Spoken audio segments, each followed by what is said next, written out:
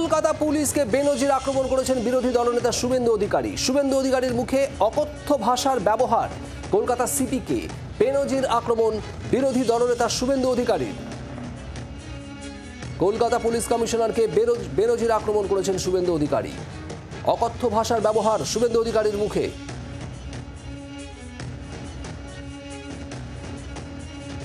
শুভেন্দু অধিকারী কি বলেছিলেন আপনাদের শোনাবো, এবং তার পরবর্তীতে কি বলেন বিরোধী দলের নেতা তাও শোনাবো।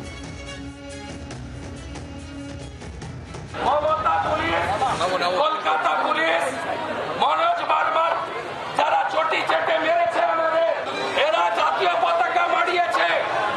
হাইকোর্টে যাব, সুপ্রিম কোর্টে যাব, মনোজ বার্মা তার পুলিশকে কেউ বাঁচাবে না। ডালা রশিকে মমতা বাঁচায়নি, নারকেল ডাঙ্গা রশি জেলে কেউ বাঁচাবে না। সুপ্রিম কোর্ট পর্যন্ত যাব, ছাড়বো না। শুধু আপনারা দেখতে থাকুন, ওই মনোজ বার্মাকে যেখানে ঢুকানো সেখানে ঢুকাবো। ওই যা করার করবো। আসল কথা, বিনীত গোয়েলকে বাঁচাতে চায় মনোজ বার্মা। আমি ওখানে বলেছি, বরাহানন্দন বলেছি, আরও খারাপ কিছু যদি ভাষা থাকে অভিধানে, এটা মনোজ বার্মাদের ক্ষেত্রে, মমতা পুলিশের ক্ষেত্রে অ্যাপ্রোপ্রিয়েট।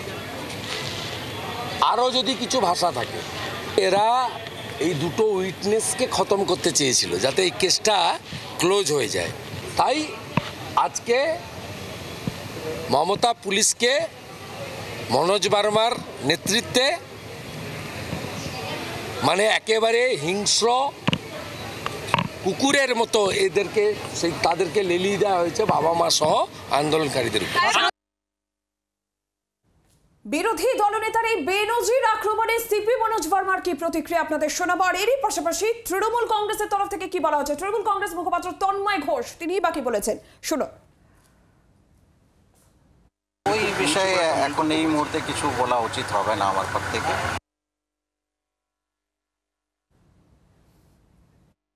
বাংলার মানুষ আজকে যে জায়গা দেখলো, এরকম বিরোধী দলনেতা, এতে সার্বিকভাবে বাংলার এবং বাঙালিদের, বাংলার বিধানসভার, বাংলার মানুষের হচ্ছে দৈন্যদশা ফুটে উঠলো যে আজকে আমাদের দুর্ভাগ্য এরকম বিরোধী দলনেতা দেখতে হচ্ছে যার মুখের এরকম ভাষা। উনি রাজনৈতিকভাবে ফ্রাস্ট্রেটেড হয়ে পড়েছেন, যতবার ভাবছেন যে কিছু একটা করে বাংলার ক্ষমতা দখল করব, কোনোভাবেই সেটা হচ্ছে না। এবার আরো অবস্থা খারাপ, 2026-এ তারা 26 পেরোতে পারবে না, সেই জায়গা থেকে এখন উনি পাগল হয়ে গেছেন। যিনি একসময় সাংসদ ছিলেন, মন্ত্রী ছিলেন এবং বিরোধী দলনেতা, তার রাজনৈতিক এরকম অবনমন সত্যিই দুঃখজনক এবং নিন্দাজনক। বাংলার আওয়াজ, বাঙালির আবেগ, জি 24 ঘন্টা।